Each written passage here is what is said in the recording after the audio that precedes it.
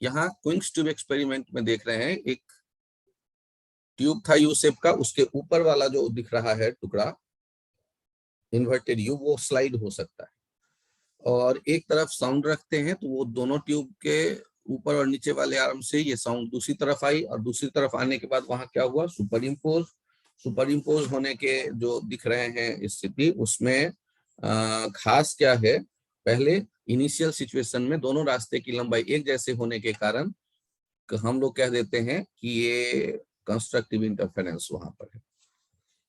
लेकिन फिर आगे क्या होता है, मैंने हल्का सा शिफ्ट किया तो इंटरफेरेंस का सिचुएशन बदल गया, क्योंकि डेल्टा एक्स अब 0 नहीं है। तो डेल्टा एक्स यदि हम कहें कि कुछ देर बाद फिर से लाउड नॉइज सुनाई दिया, तो फिर से यदि कुछ लाउड नॉइज सुनाई दिया, तो जब लाउड सुनाई दिया उस समय जो पाथ डिफरेंस दिख रहा होगा, ये एक लेफ्ट साइड और एक राइट साइड दोनों जगह d1 का अंतर दिख रहा होगा।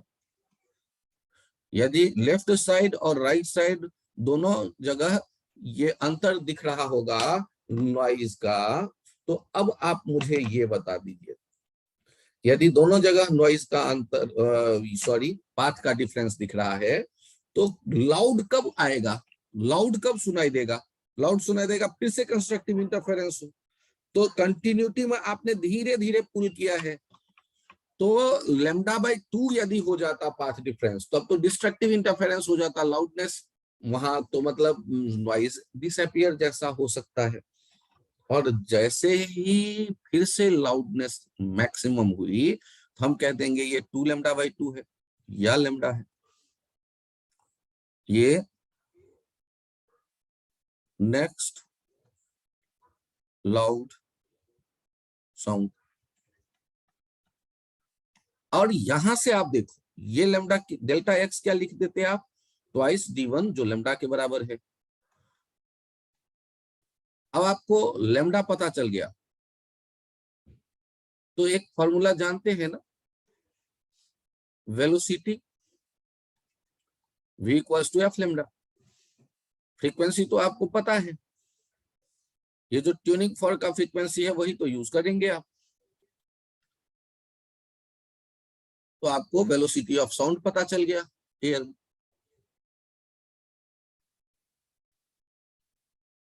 यदि थोड़ा सा फिर पुल करें, फिर से डिस्ट्रॉय हो गया। यदि ऐसा है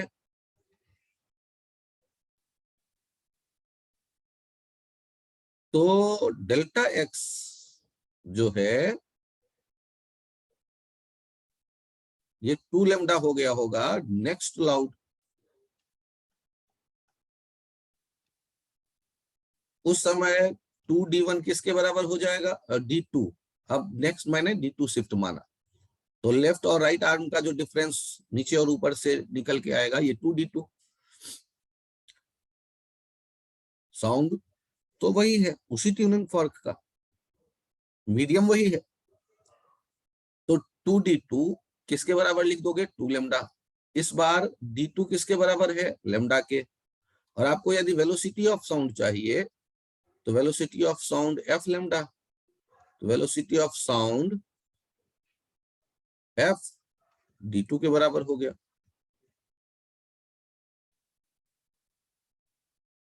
तो ये जो आप देख रहे हैं सीक्वेंस में पुल करेंगे, आपको कहे कि मैं शुरू में कंस्ट्रक्टिव था और मैंने पुल किया, रास्ते में 3 कंस्ट्रक्टिव और मिले और चौथे कंस्ट्रक्टिव पे मैं आके रुका हूं, तो बताओ लैम्डा का क्या होगा वैल्यू। तो आप उस हिसाब से देख लीजिए, जितना मैक्सिमम आएगा, एक मैक्सिमम से दूसरे मैक्सिमम का अंतर जो होता है पाथ का, वो है लैम्डा। दूसरे से तीसरे के बीच में जो पाथ का अंतर आता है 2λ। तीसरे से चौथे के बीच में जो पाथ का अंतर दिखेगा वो फिर से 1λ बढ़ाओ। तो ये इस आइडिया को आप यूज कर सकते हैं जिन पे क्वेश्चन दिखता है। एचसी वर्मा में 2 क्वेश्चन मिलेंगे, इसके बारे में क्वेश्चन के थ्रू मैं बात कर लूंगा थोड़ी देर बाद। कुल मिला के कहानी बहुत सिंपल है, पाथ का डिफरेंस यदि 0 है तो लाउड। थोड़ा डिस्टर्ब किया, थोड़ा सा शिफ्ट कर लिया, तो देखो ना यहाँ जो ऊपर और नीचे का आर्म दिख रहा है, मैं ये स्पॉटलाइट लेके बता रहा हूं, ये ऊपर और नीचे पहले बराबर थे आर्म, लेकिन जैसे ही शिफ्ट किया ना, तो जब फिर से लाउड मिला है, एक तो राइट आर्म में D1 का अंतर आएगा, एक लेफ्ट आर्म में D1 का अंतर आएगा, यदि आपने इस मूवेबल आर्म की बात करें शिफ्ट करने की, movable inverted you shift arm.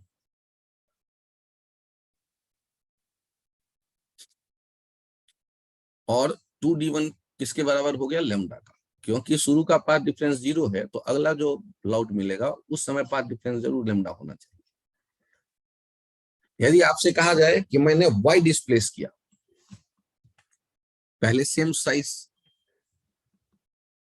के थे ऊपर और नीचे वाले आर्म, पाथ डिफरेंस 0 था, और अब मैंने वाई डिफरेंस जब किया तो शुरू में भी लाउड था, बीच में 2 लाउड और मिले थे, और मैं तीसरे लाउड पे पहुंच गया। तो जी पहला वहां से, जहां से शुरू कर रहे हैं वहां 0 मान लिया,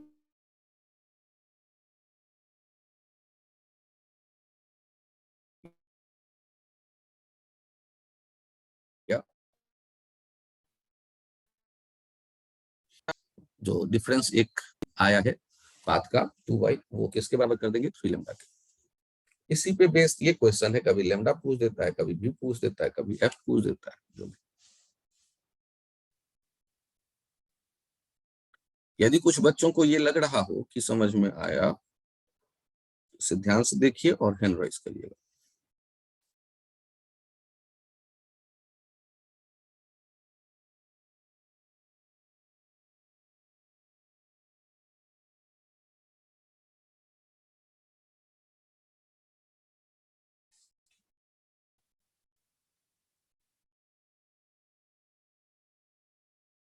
आप लोग हैंड राइज करते हुए सोच भी लीजिए समझ में आया या नहीं आया, और टेंशन ना ले।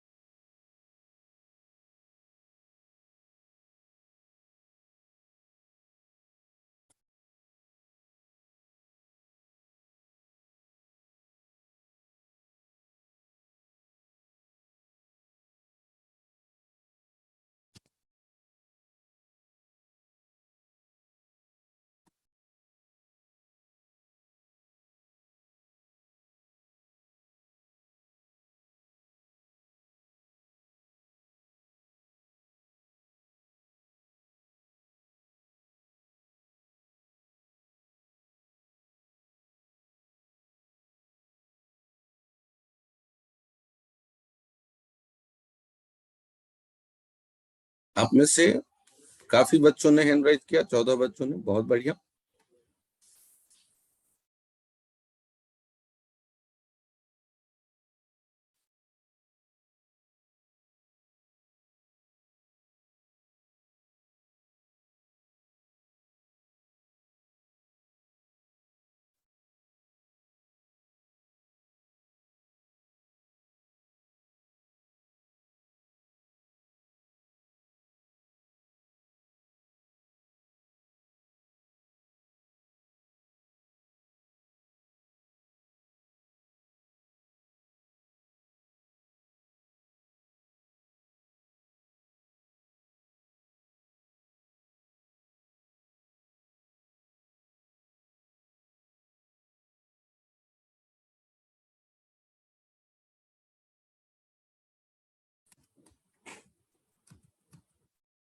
यहाँ मैं शेयर कर रहा हूं HC वर्मा का एक्सरसाइज, और इनके एग्जाम्पल ये 2 हैं, जो इन्हें देख लेते हैं। अब ये देखिए 24,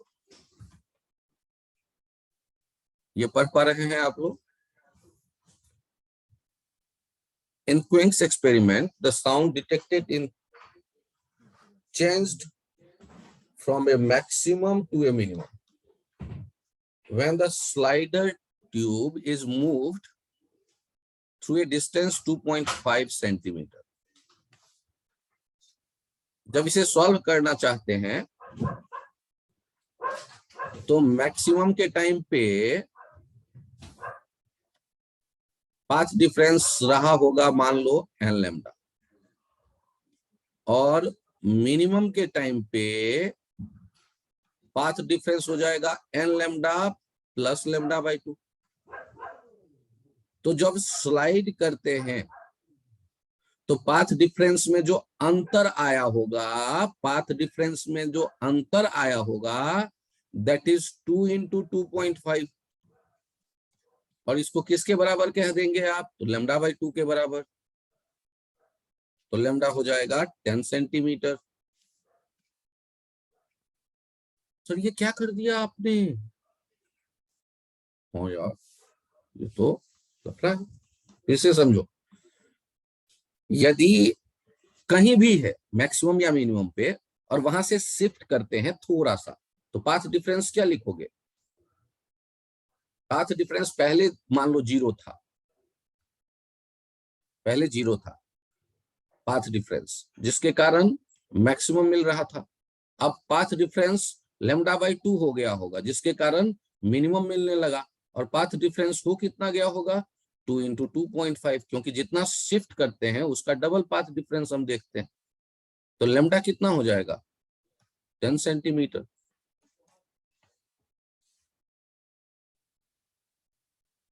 आप में से कुछ बच्चों को तो उम्मीद है समझ में आ गया, तो प्लीज फिर से, मैं यहाँ लोअर ऑल हैंड कर दिया, अब हैंड राइज कर।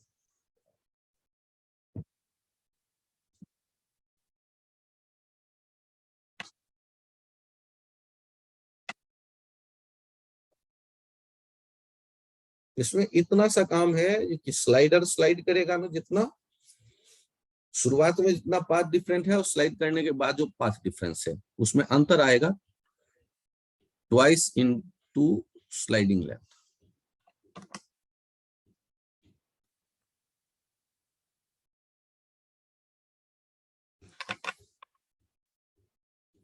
बहुत बढ़िया।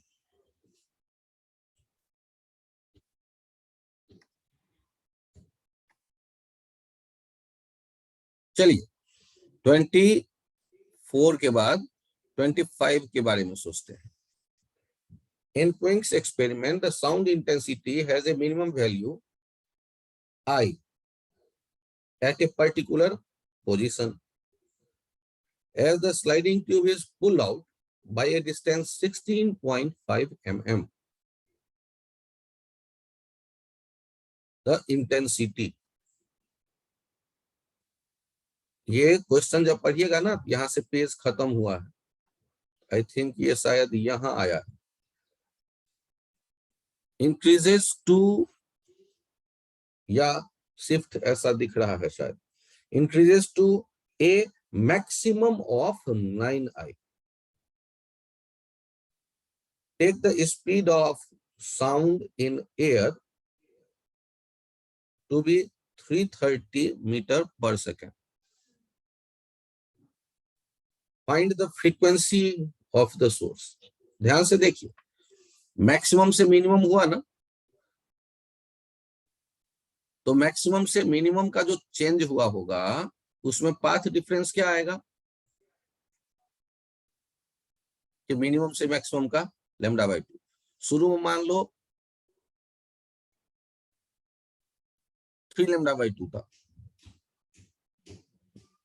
मिनिमम पाथ डिफरेंस, और शिफ्ट के बाद हो गया है 4 लैम्डा बाई 2 मैक्सिमम। तो जो स्लाइडर को स्लाइड किया उसके कारण चेंज कितना हुआ होगा, 2 इंटू स्लाइडिंग लेंथ, और पाथ डिफरेंस में बदलाव कितना हुआ है, लैम्डा बाई 2 का। तो लैम्डा बाई 2 किसके बराबर लिख दोगे, 2 इंटू 16.5, दैट इज 33 mm, या लैम्डा हो गया 66 mm। अब एक फॉर्मूला जानते हैं, v equals to F lambda. आपको v दिया गया है वेलोसिटी ऑफ साउंड वहां एयर में, लेमडा आपको पता है, तो क्या f निकल के चला आएगा? f हो जाएगा v by lambda 330 by 66 upon 1000। अरे मीटर में कन्वर्ट करने के लिए यार सॉल्व कर लीजिएगा, ये हर्ज में आंसर लिख दीजिए, ये हो जाएगा ए पार्ट। अब जो दो वेव आए उनके एम्पलीट्यूड के बारे में कुछ पूछ रहा है आपसे, तो याद करो ना, इंटरफेरेंस में I max bye I mean हमने आपको बताया था a1 plus a2 upon a1 minus a2 का स्क्वायर।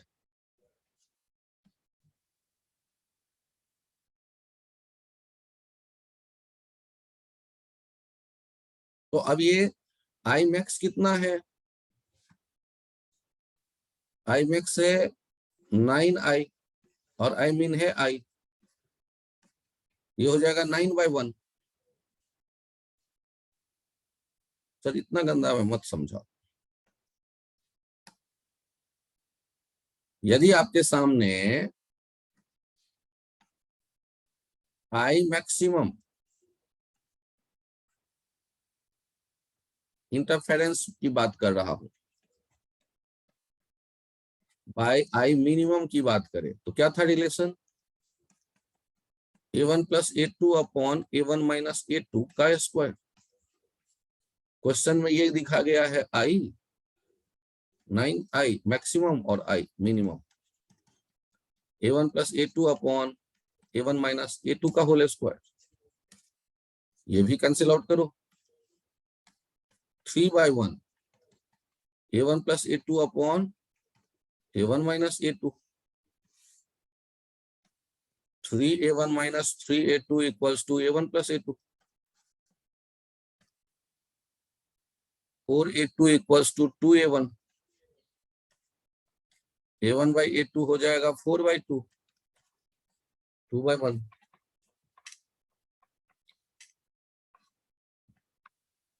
जिन स्टूडेंट्स को लगे समझ में आया प्लीज हैंड राइज करिएगा।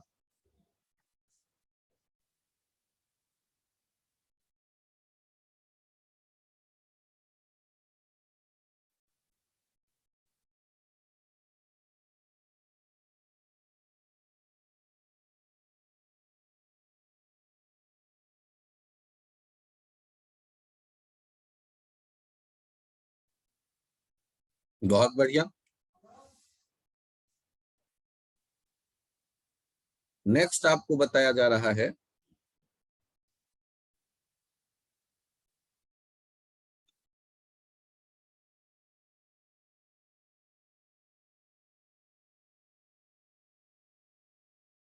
कून्स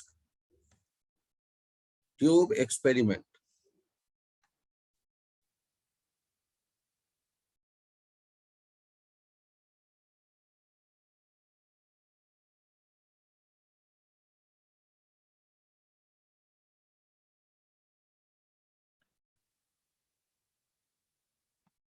टू फाइंड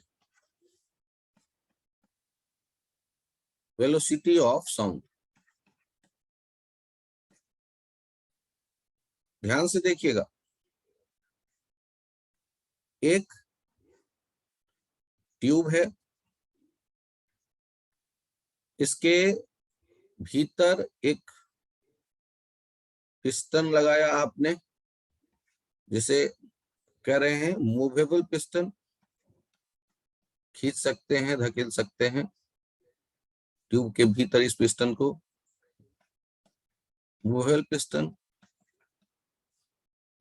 और दुकान से अब गर्मी जाने के बाद गर्मी का मौसम आने वाला है, तो टेल्कम पाउडर खरीद के लाते हैं और उस टेल्कम पाउडर को बिखेर देते हैं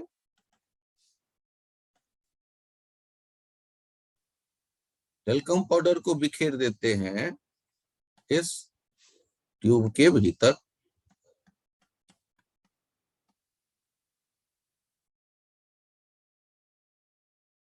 और यहां पर एक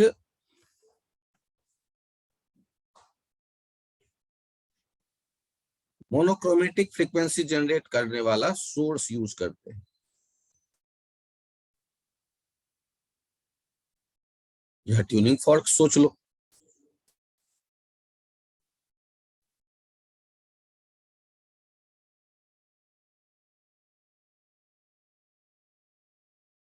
ये एफ फ्रीक्वेंसी जनरेट कर रहा है, इसको कहीं ना कहीं एडजस्ट करते हैं।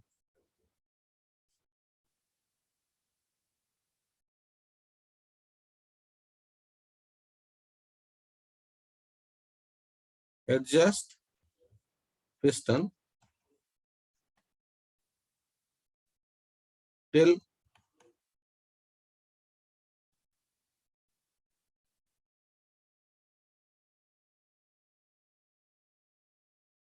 powder in tube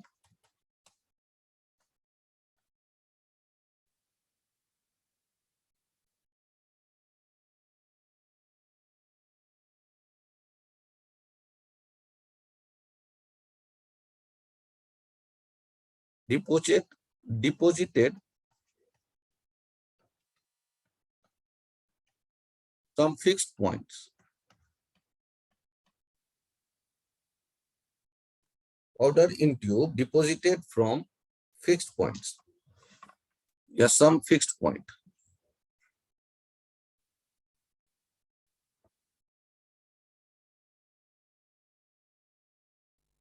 अब ये कुछ फिक्स्ड पॉइंट पे पाउडर डिपॉजिटेड हो गया, तब तक ये आपने मूवेबल पिस्टन को शिफ्ट किया।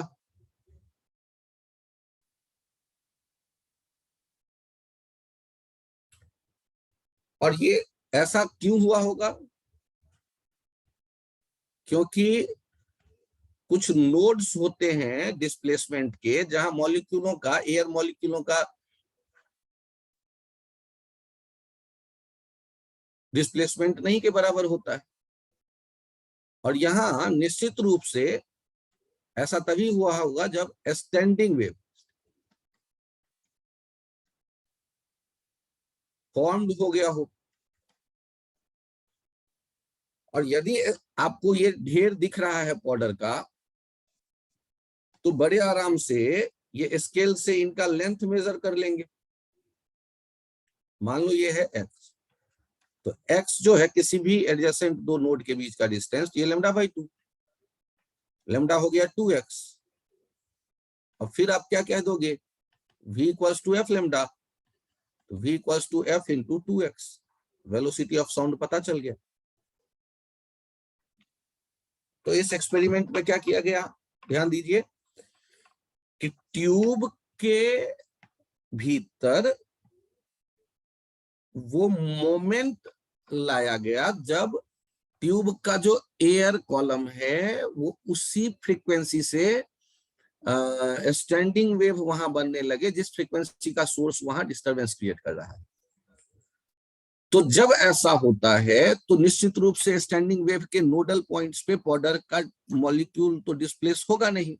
जो एंटी नोडल पॉइंट्स होंगे वहां एयर का जो डिस्प्लेसमेंट होगा, एयर का बहुत ज्यादा, तो वो मॉलिक्यूल जो एयर के कांटेक्ट में ट्यूब के नीचे वाले पोर्शन पर होंगे वो भी डिस्प्लेस होकर जमा हो जाएंगे। कहां जाकर के? तो नोड वाले पॉइंट पे। तो हम लोग जब नोड पे ऐसे डिपॉजिट होता देखेंगे तो ये लैम्डा आ गया 2x के बराबर।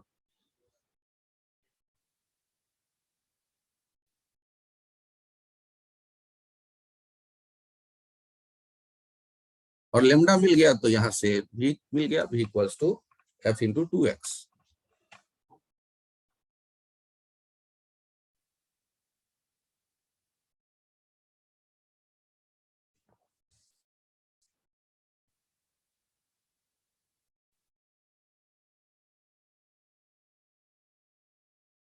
जो कुंस ट्यूब एक्सपेरिमेंट था ओरिजिनली यही सीन था।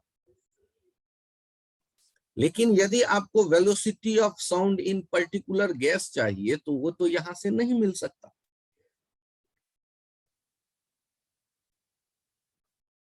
तो उसके लिए क्या किया जाता था, इस एक्सपेरिमेंट में हल्का सा चेंज किया गया।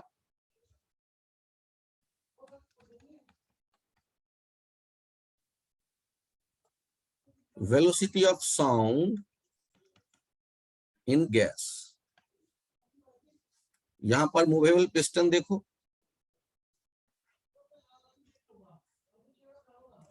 ये दूसरा जो सिरा है इसको भी बंद करना पड़ेगा आपको।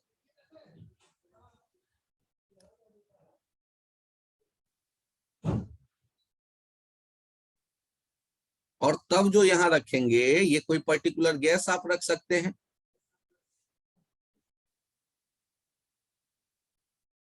यहां पर एक रॉड देखेंगे इसमें फंसा हुआ, इसके कई तरह के सिचुएशन दिए गए रहते हैं क्वेश्चन में।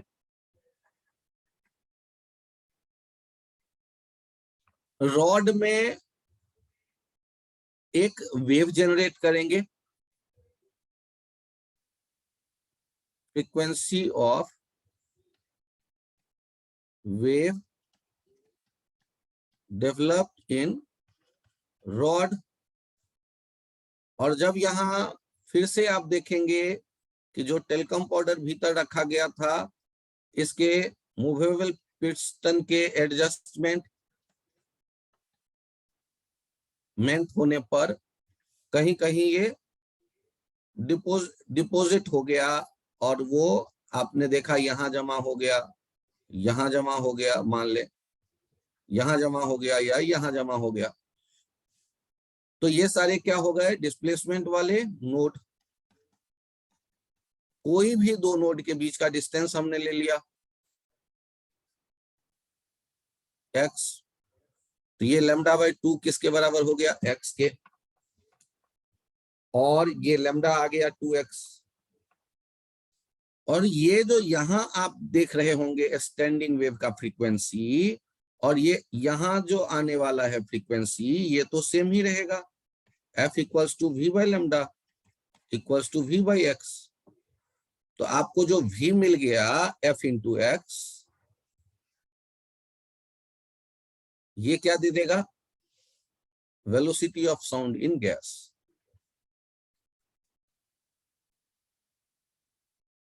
जो रॉड में फ्रीक्वेंसी होगा वही वहां फ्रीक्वेंसी स्टैंडिंग वेव गैस में जो जनरेट होगा ट्यूब में, एयर कॉलम में, एयर के बदले गैस कॉलम में।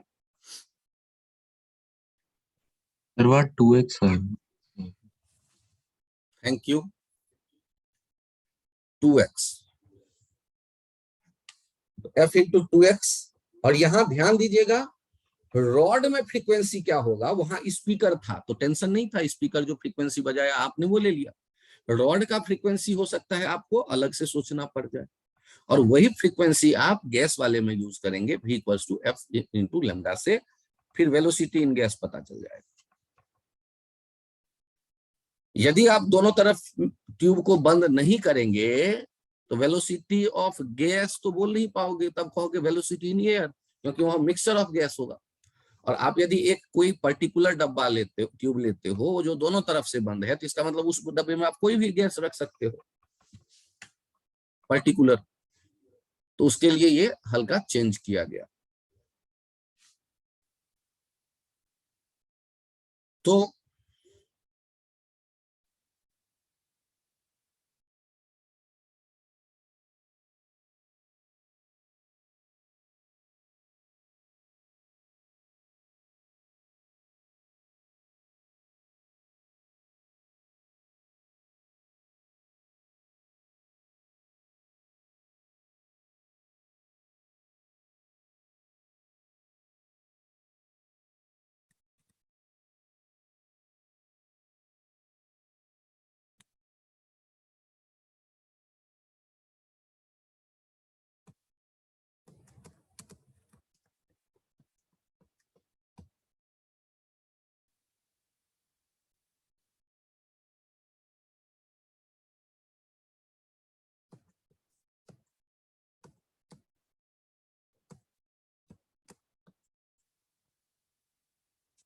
मैं फिर से शेयर कर रहा हूं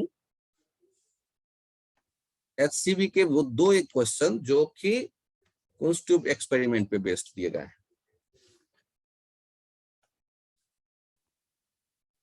ये देखिए कुंस ट्यूब एक्सपेरिमेंट।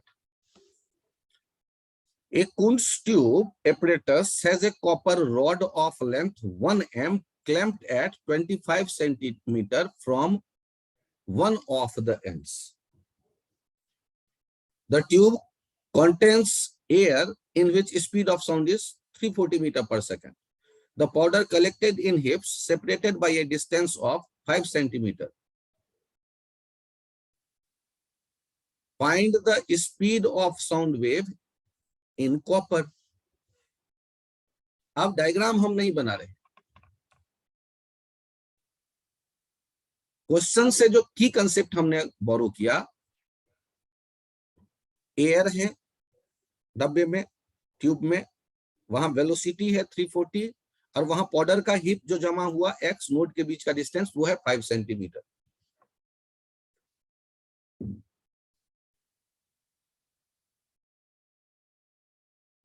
यदि आप इस बात को समझ पा रहे हैं तो कहानी देखिए। एट रेजोनेंस, रेजोनेंस मतलब फ्रीक्वेंसी जो रॉड में होगा और फ्रीक्वेंसी जो एयर कॉलम में है वो सेम है। एयर कॉलम वाला फ्रीक्वेंसी लिखेंगे v बाई लेमडा, जो कि लिखेंगे v कहां, एयर, और लेमडा भी कहां, air. v air upon twice x, 340 metre per second by 2 into 5 centimetre by 100।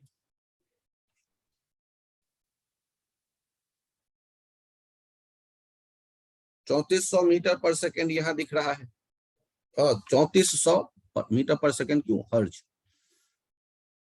ये डाटा जो है यूनिट मिनट काट पीट के किस फॉर्मेट में आ गया। और वेट करो, अभी राइट साइड का क्या करना है उस पे सोचो।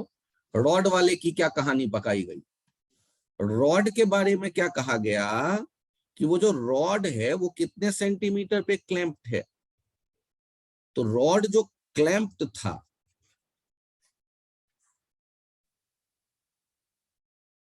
ये ट्यूब था, ट्यूब में ये मूवेबल पिस्टन था दूसरी तरफ,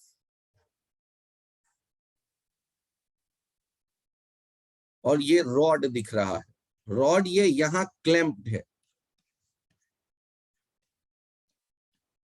क्लैंप्ड वाला जो सिरा होता है ना, इसे आप कहते हैं नोड डिस्प्लेसमेंट के लिए, और ये हो जाता है एंटी नोड, ये एंटी नोड। तो इधर नोड एंटी नोड के बीच जो भी बनेगा वो m ऑड लेमडा बाई 2, और ये किसके बराबर होगा, 75 सेंटीमीटर के। और दूसरी तरफ जो भी बनेगा वो n ऑड, ऑड इसलिए क्योंकि वहां भी नोड एंटी नोड के बीच है। क्लोज्ड ऑर्गन पाइप याद करो,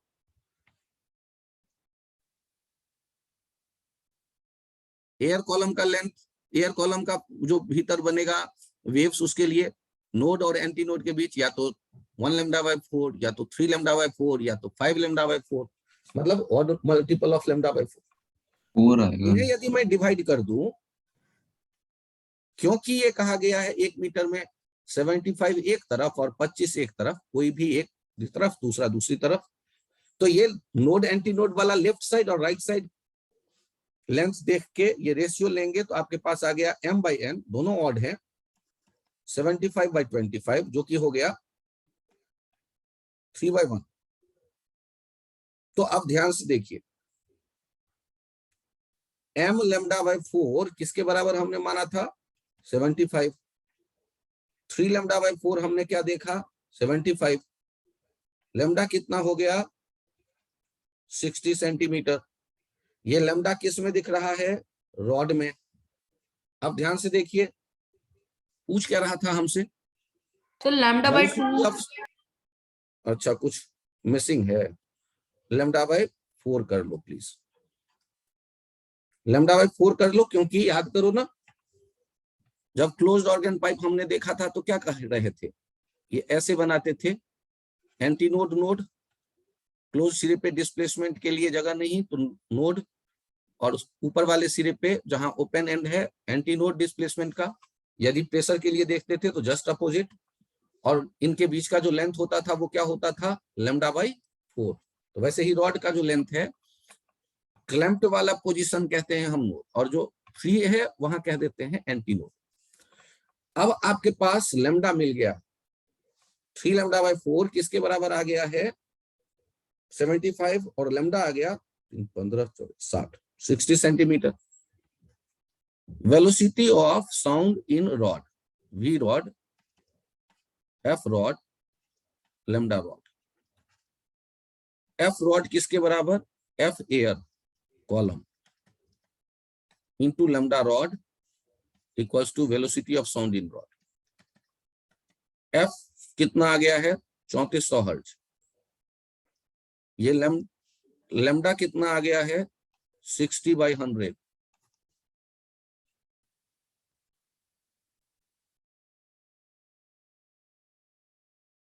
तो आपको पता चल गया वो जो रॉड है उस कुंस ट्यूब एक्सपेरिमेंट में,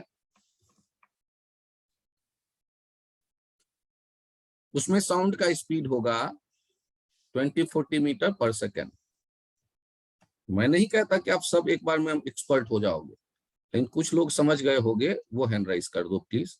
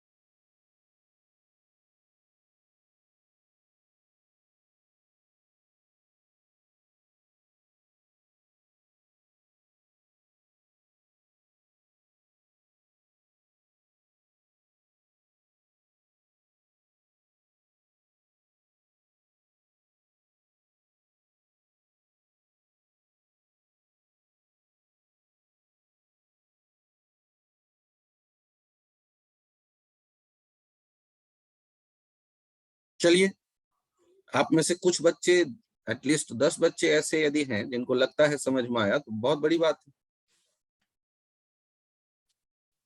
अब तो इस बात पे गौर करिए, जो क्वेश्चन था उसमें फिर से देखिए क्या कह रहा था। ये आपने अभी बात की है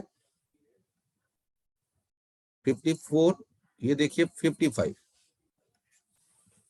A Kunz tube apparatus has a steel rod of length 1 meter clamped at center. It is vibrated in its fundamental mode at frequency दे दिया गया। जो ट्यूब था ना कुंस ट्यूब, उसमें लाइकोपोडियम पाउडर छिड़का गया भीतर, और उनका जो ढेर बना स्टैंडिंग वेव बनने पे वो 6.5 सेंटीमीटर पे। एयर में और स्टील में वेलोसिटी ऑफ साउंड बताने को कहा गया है 2600 जो है, ये कह रहा है फ्रीक्वेंसी रॉड में जनरेट है, क्लैंप मिड में है, 1 मीटर का रॉड।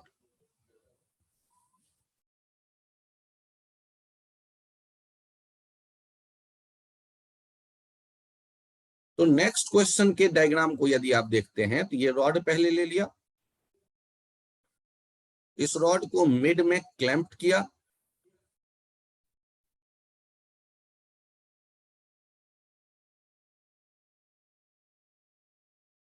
यहां मूवेबल पिस्टन,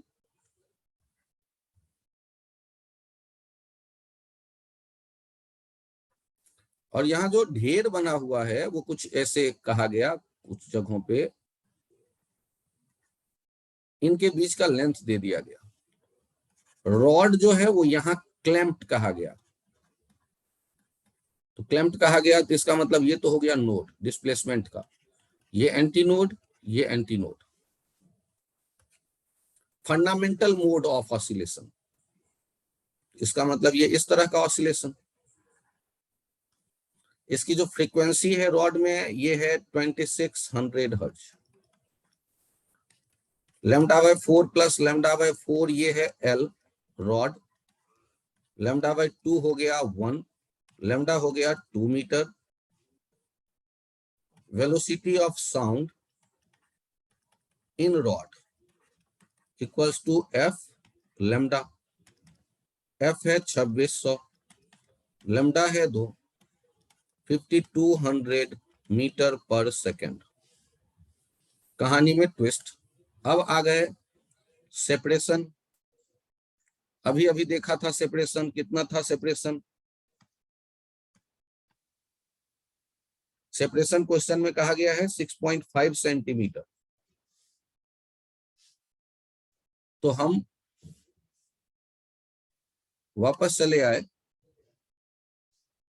ये देख रहे हैं 6.5 सेंटीमीटर, ये एयर और गैस जो भी है यहाँ, उनके लिए सोचकर देखते हैं। लैम्डा जो एयर में वेव है उसके लिए बाई 2, 6.5, ये भी नोड, इसलिए लैम्डा एयर हो गया 13 सेंटीमीटर, और एफ जो एयर का होगा और एफ जो रॉड का है वो एक जैसा होगा, क्योंकि एयर में जो डिस्टरबेंस क्रिएट कर रहा है वो रॉड ही कर रहा है। सर ऐसा क्यों? क्योंकि भीतर जो डब्बे में एयर है उसके डिस्टरबेंस वहां पहुंचाया किसने? इस रॉड ने। अब यदि चाहिए velocity of V sound in air, जो डब्बे के भीतर है, यदि एयर वाला ही चाहिए, एफ लैम्डा, एफ कितना हो गया 2600, लैम्डा कितना हो गया 13/100, ये तो 0 गए।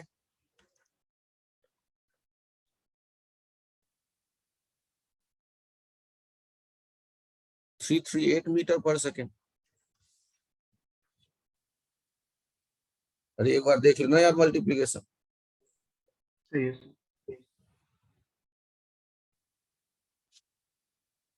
तो आपको एक ही यहाँ 2 चीजें सीख रहे हो। रॉड का कहीं क्लैंप कर देंगे तो उसमें फंडामेंटल फ्रीक्वेंसी क्या होगा, फर्स्ट ओवरटोन क्या होगा, सेकंड ओवरटोन, वो रेशियो वाला m/n जब कर लेते हैं ना कम, तो m और n का जो मिनिमम वैल्यू हमें मिलता है, m या n जो मिनिमम है, अभी दोनों में से कोई एक ले सकते हो, वो रेशियो जो मिनिमम रेशियो है अभी, उनको लेकर जो लैम्डा निकलेगा उससे जो फ्रीक्वेंसी आ रहा है वो है मिनिमम फंडामेंटल मोड में ऑसिलेशन। और यदि वो m/n का जो रेशियो, जो पिछले क्वेश्चन में m/n था, का जो रेशियो आया, उसका जस्ट अगला वाला वो फर्स्ट ओवरटोन, उसका जस्ट अगला वाला जो जस्टिफाई करे m/n या m/m या m/n। ये बात मैंने पहले भी एक बार चर्चा की है और आज भी कर रहा हूं। इस तरह के जब पॉइंट आते हैं तो बहुत कम बच्चे उसे सोचते हैं। तो ये एससीबी का क्वेश्चन है। जनरली जब किसी भी बैच में हमने होमवर्क दिया है, इवन कंसेप्ट पढ़ाने के बाद भी, तो बच्चों ने पूछा ही पूछा है।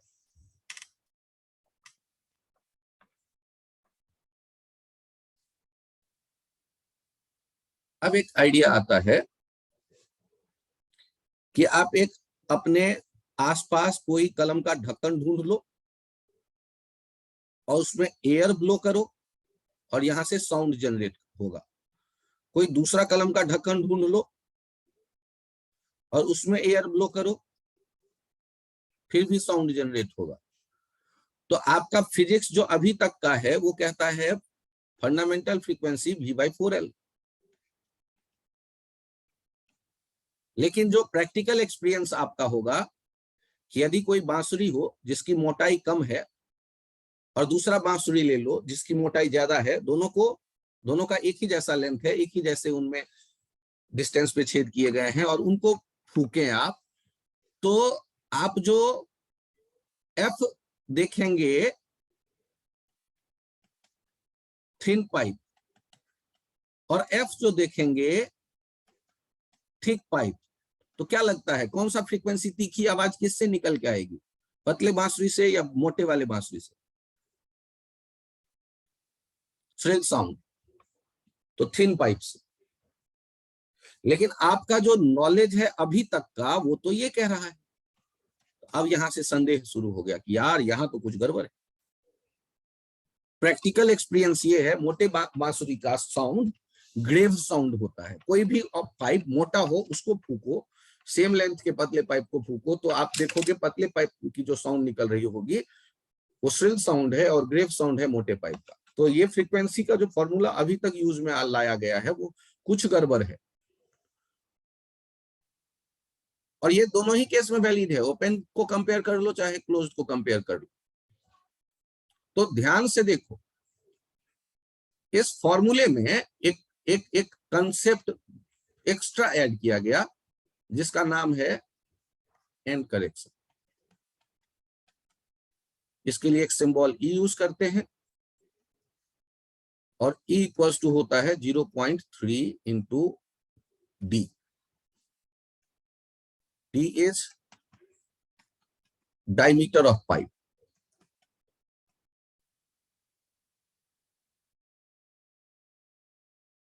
Of organ pipe. अब इसका क्या यूज करते हैं, कहा गया कि जो साउंड स्टैंडिंग वेव बनने पर जनरेट होता है तो पाइप में उस स्टैंडिंग वेव का नोड तो आपने देखा डिस्प्लेसमेंट का क्लोज्ड एंड पे, लेकिन जो ओपन एंड था वहां पर आप जो एम्पलीट्यूड एंटीनोड देखते थे डिस्प्लेसमेंट का, वो एंटीनोड अब वहां नहीं सोचो, इससे हल्का सा ऊपर बनता है। और कितना लेंथ ऊपर बनता है, 0.3 टाइम्स डी ऊपर बनता है। एंटीनोड एक्चुअल में यहां बनता है। तो जो लेंथ पाइप का है एल, अब एल नहीं लेकर के इफेक्टिव लेंथ आपको क्या लेना पड़ेगा, इफेक्टिव लेंथ लेना पड़ेगा एल प्लस ई। और ये फंडामेंटल के लिए किसके बराबर कह दोगे, λ/4।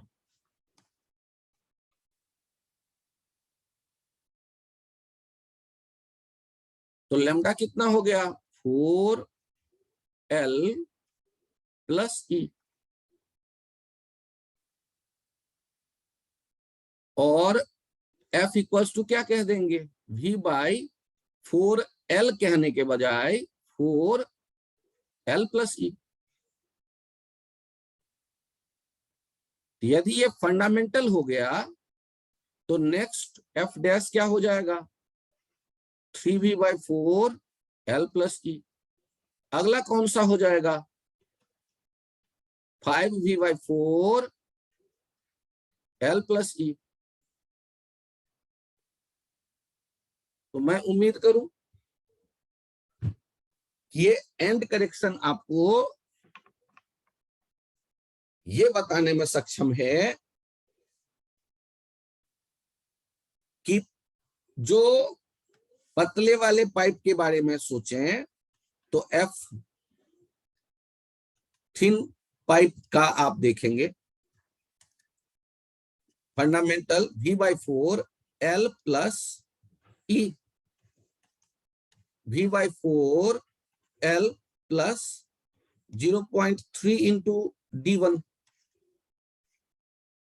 और इसी तरह एफ थिक के लिए देखो, F thick pipe V/4L plus E. और ई में अंतर क्या आ रहा है, ई के बदले ई डैश, एल तो मैंने सेम लिया है 0.3 इंटू D2। अब बताओ किस पाइप का डायमीटर बड़ा दिख रहा है, ये बड़ा दिख रहा है D1 या D2 बड़ा दिख रहा है? D2 तो पाइप का थिक पाइप का डायमीटर बड़ा है, डिनोमिनेटर में वो है, तो फ्रीक्वेंसी क्या हो जाएगा? कम। तो एक ही लेंथ के दो पाइप होंगे तो मोटे पाइप का जो फ्रीक्वेंसी हम सुन पा रहे हैं वो क्या हो गया? कम। क्या ये एंड करेक्शन का आइडिया क्लियर है? बताएं प्लीज।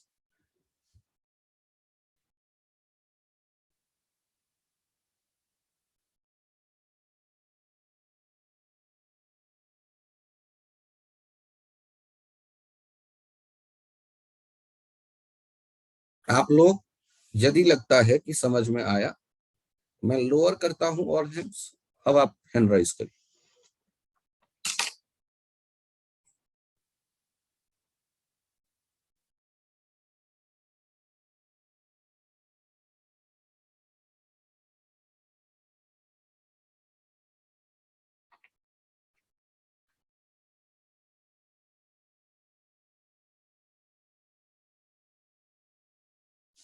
बहुत बढ़िया।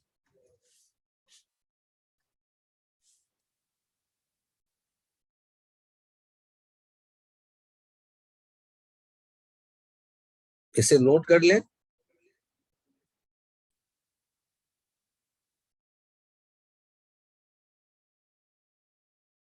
तो फिर आता है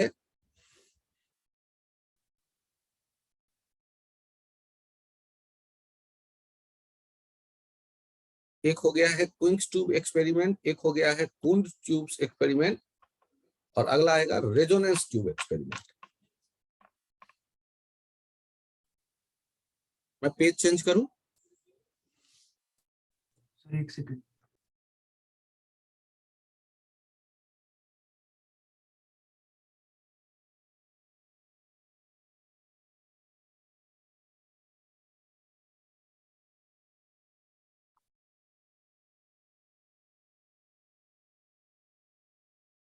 यस सर।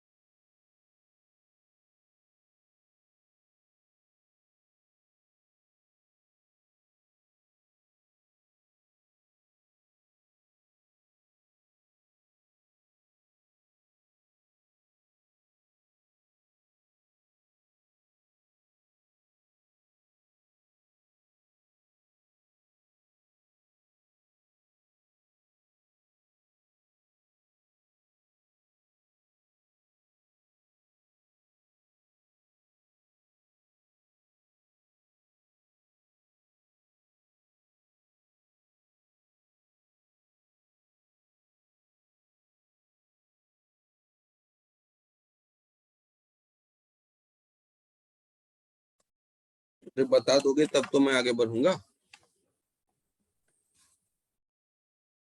Yes sir.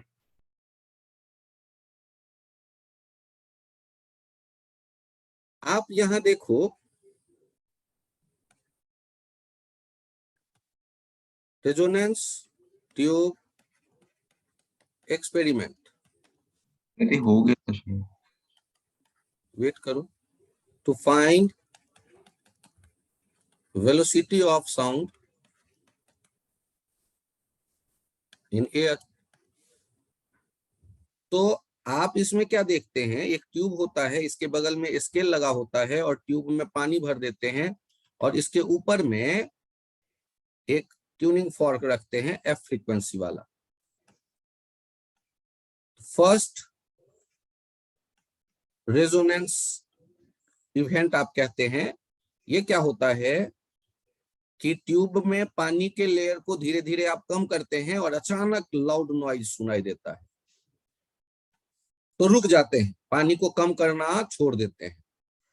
तो ये सिचुएशन जब हुआ है, तो इस सिचुएशन में आपके सामने ये लाउडनेस बढ़ी कैसे, इस पे एनालिसिस शुरू करते हैं।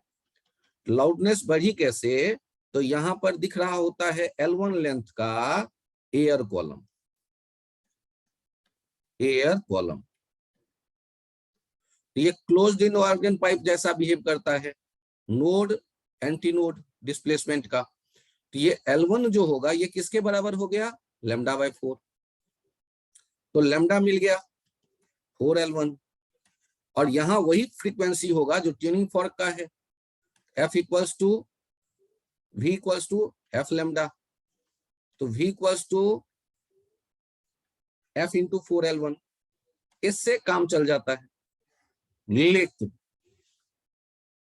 यदि सेकेंड रेजोनेंस इवेंट देखते, सेकेंड रेजोनेंस इवेंट, तो उसके लिए फिर देखिए क्या हो जाता है। आप क्या लिख देते हैं कि पानी कम होती गई, पानी कम होती गई, तो एक समय ये L2 लेंथ का कॉलम आ गया। ये आपने अब वो λ/4 3λ/4 हो जाएगा, नोड एंटी नोड तो था ही, और ये किसके बराबर, L2 के बराबर। लैम्डा कितना हो गया, अरे 4L2/3। तो ये जो एयर कॉलम का जो होगा फ्रीक्वेंसी और F जो ट्यूनिंग फॉर्क का होगा वो तो बराबर होगा। तो ये F equals to V/λ 4L2/3, ये किसके बराबर हो जाएगा, F ट्यूनिंग फॉर्क। इसी तरह थर्ड रेजोनेंस डायरेक्ट लिख देता हूं, L3 हो जाएगा 5λ/4 और F हो जाएगा 5V/4L3। ये first second third fourth resonance की मैं बात करता हूं। यहां आप ध्यान से देखिएगा, L1 is to L2 is to L3, ये जो देखेंगे तो ये जो रेशियो आ जाता है, ये आ जाता है 1:3:5 टाइप का रेशियो आ जाता है। लेकिन यहां आपने एंड करेक्शन की कोई बात नहीं की, विदाउट एंड करेक्शन। ये बताया था आपको पिछले टर्न पे भी, और भी फिर एक बार मैंने बताया, जब आप पानी के लेयर को कम करते हो तो अचानक जब बढ़ता है लाउडनेस, अचानक जब बढ़ता है लाउडनेस और आपको पता चल जाता है कि अरे यहां तो रेजोनेंस का इवेंट आ गया, तभी लाउडनेस इतनी तेज बढ़ गई। तो ये जो होता है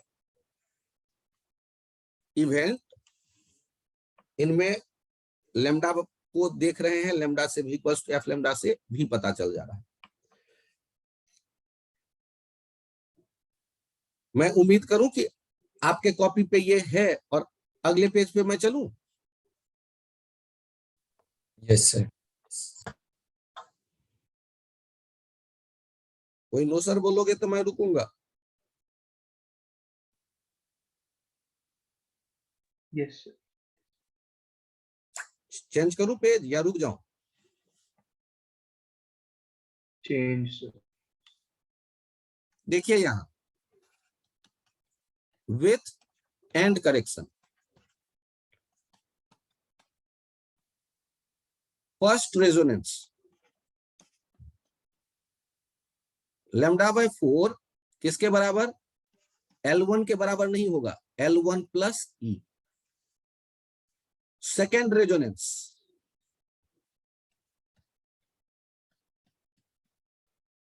थ्री लैम्डा बाय 4 L2 के बराबर नहीं होगा, L2 प्लस ई। इन दोनों का डिफरेंस ले लो, 3 lambda by 4 minus lambda by 4 किसके बराबर आ गया?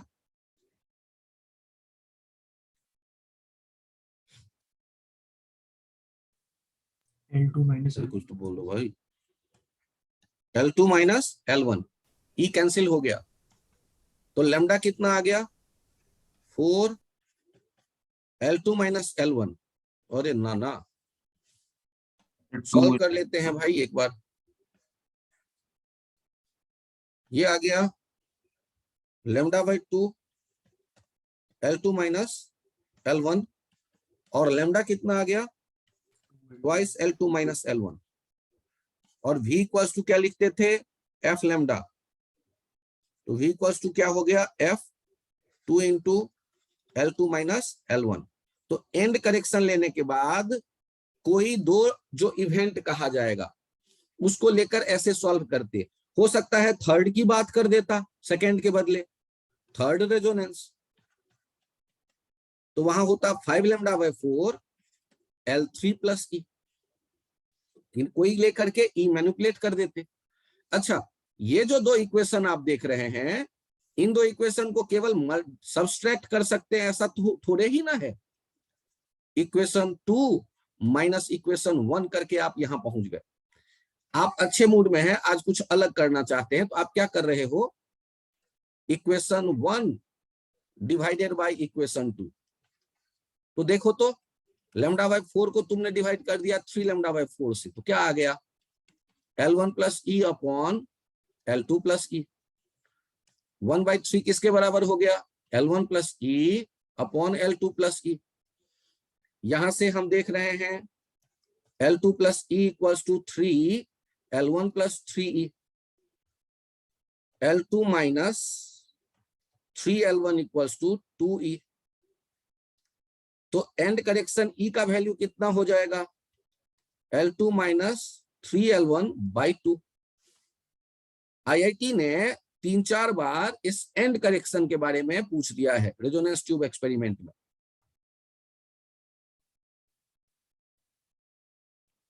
ये याद ही रखते हैं, बेहतर है। यहां जो स्टार मार्क दे दो इस पे, और याद रखो कि फर्स्ट और सेकंड रेजोनेंस का लेंथ अवेलेबल हो तो ऐसे ई निकल आएगा।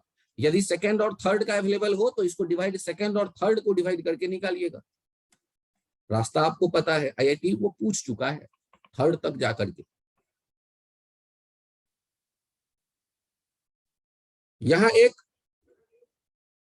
हल्का सा चेंज आप देखेंगे, लेंथ का जो रेशियो हुआ करता था ना, वो बदल गया है।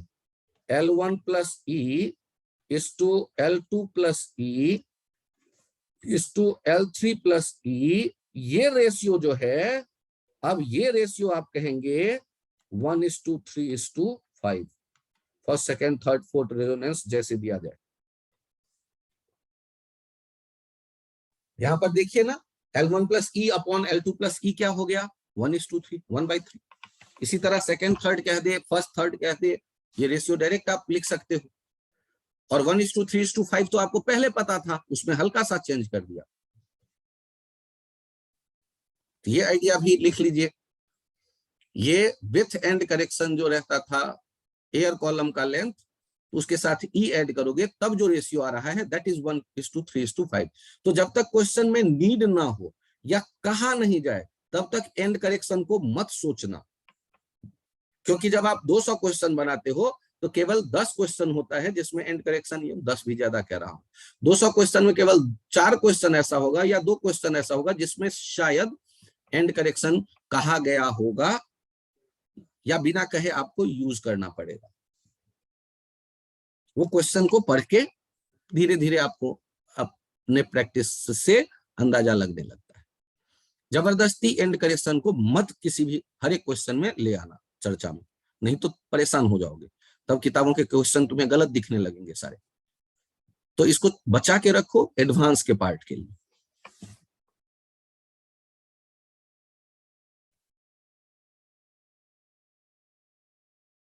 L2 माइनस 3L1 अपॉन 2, ये एंड करेक्शन का वैल्यू है। और फिर पाइप का डायमीटर भी निकल के चला आएगा, ई बराबर होता है 0.3D।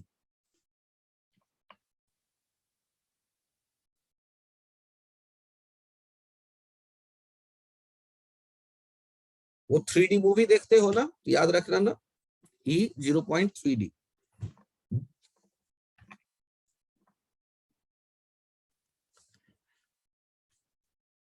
आप लिख लें तो बताइएगा, मैं पेज चेंज करूंगा।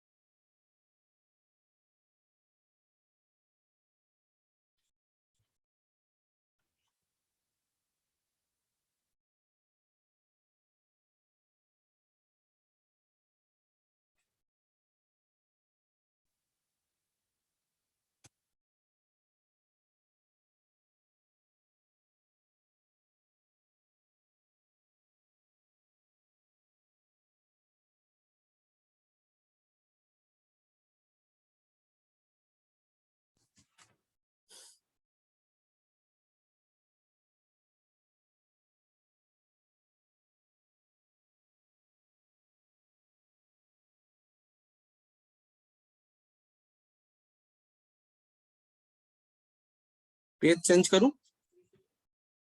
Yes sir. Yes sir.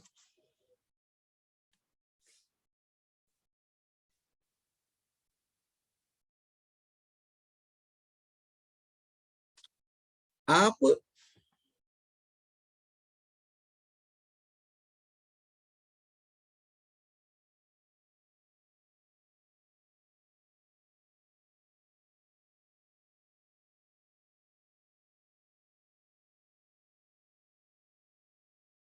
Open organ pipe में एंड करेक्शन आप देखोगे तो ये दोनों एंटीनोड था डिस्प्लेसमेंट के लिए, इन्हें हटाना पड़ेगा। ये भी शिफ्ट कर दोगे ऊपर, और ये भी नीचे वाला भी पॉइंट शिफ्ट हो गया और नीचे, और वो शिफ्ट कितना है, ई के बराबर। अब इफेक्टिव लेंथ कितना आ जाएगा, L प्लस 2E। ये किसके बराबर, फंडामेंटल में λ/2 के बराबर।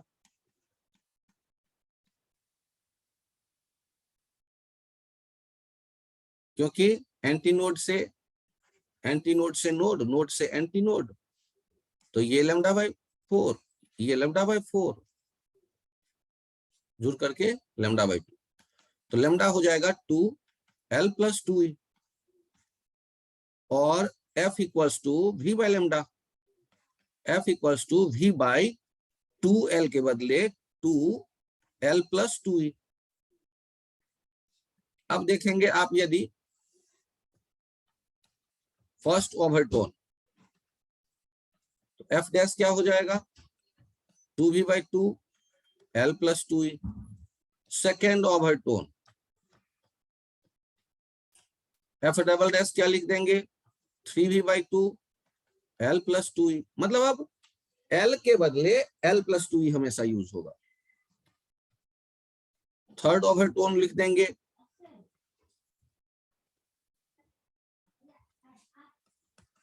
5V by 2L plus 2E। कोई कंफ्यूजन हो तो बताइएगा प्लीज।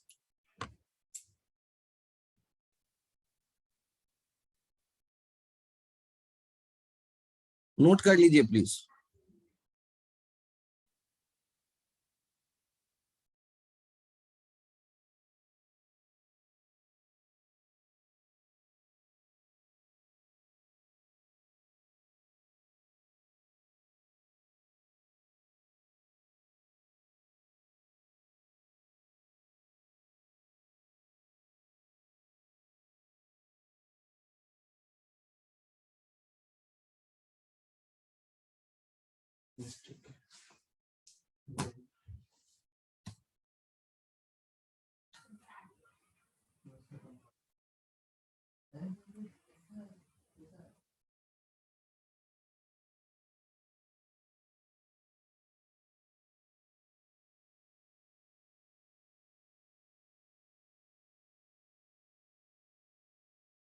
पेज चेंज करूं?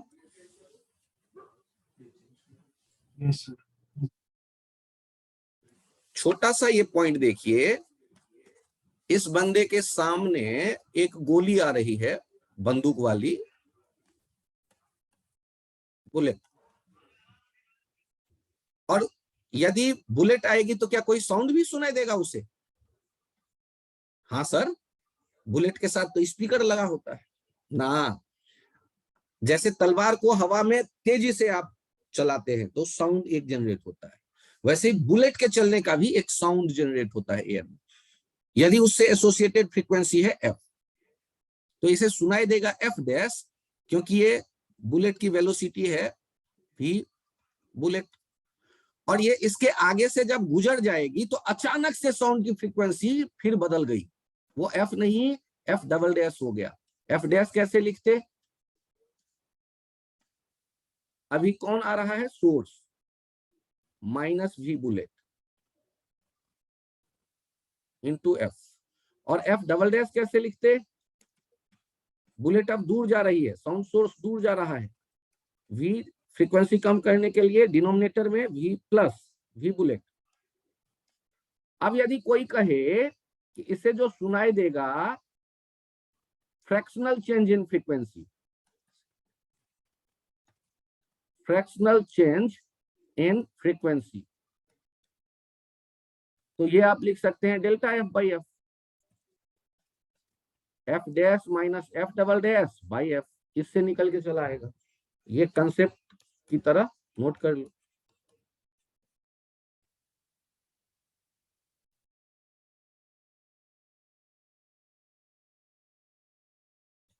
और एक छोटा सा कंसेप्ट है,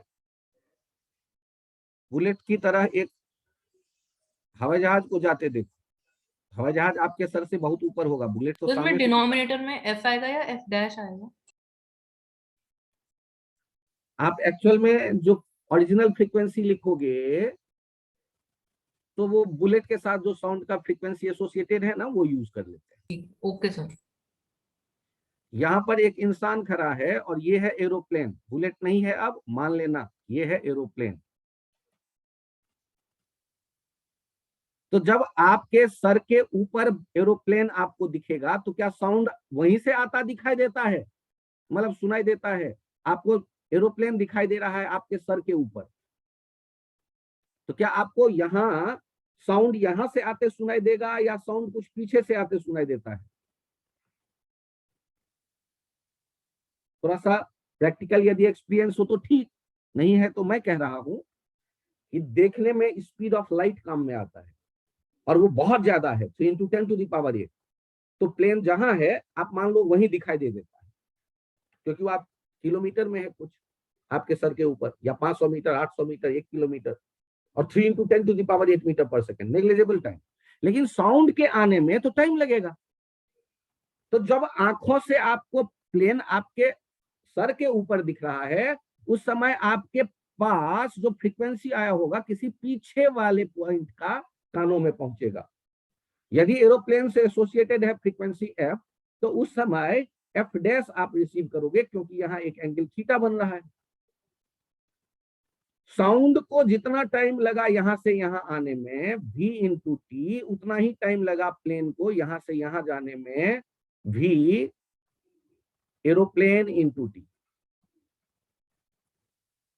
अब आप बताओ कि यदि ये एफ डैश लिखना है तो कैसे लिखोगे आप? v/v, सोर्स अभी एरोप्लेन है, ये ऑब्जर्वर, ये h हाइट पे, v minus v aeroplane into cos theta, और साथ में f, और कॉस थीटा क्या होगा ये भी अलग से लिख लो, v aeroplane × t by v sound × t। तो कॉस थीटा यदि लिखना होगा तो v एरोप्लेन अपॉन v हो जाता है। इसका यूज कर सकते हैं, ये कंसेप्ट भी 3-4 क्वेश्चन में एचसीबी में यूज होता दिख जाएगा।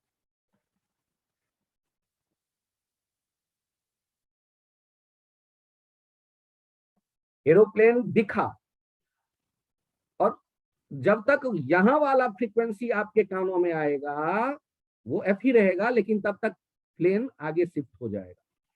तो वो भी कितना आगे, तो जितने देर में साउंड यहाँ आया उतने देर में वो आगे डिस्टेंस पे चला जाएगा। तो इस तरह का थोड़ा मैनिपुलेशन आप सेट करो अपने दिमाग में। कल शाम में फिर हम लोग मिलते हैं। आपके ये केमिस्ट्री का क्लास अब कंप्लीट है। कल तो ऐसे आपका कोई क्लास नहीं रहता आई थिंक, तो क्या Yes, sir. 4 to 5:30 का रखें शेड्यूल?